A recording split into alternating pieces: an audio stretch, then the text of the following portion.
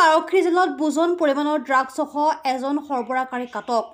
Alamganj FA memorial high school খেলপথাৰৰ পৰা আৰক্ষীয়ে আটক কৰে সৰবৰাহকাৰীজনক। ধৃত ড্ৰাগছ সৰবৰাহকাৰীজন হৈছে আলমগঞ্জৰ ৩য় খণ্ড গাঁৱৰ বাছু আলীৰ পুত্ৰ নাজিৰ আলী।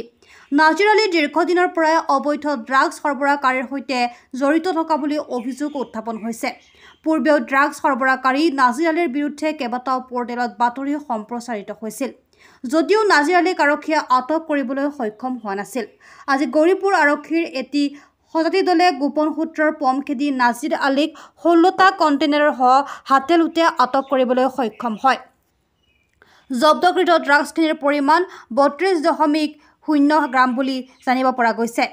ইতিমধ্যে গৌৰীপুৰ আৰক্ষীয়ে নাজিৰ আলীক আটক কৰি থানালৈ আনি অধিক তথ্যৰ বাবে সোধ-পোছ অব্যাহত ৰাখিছে। News desk report, NE Express 30।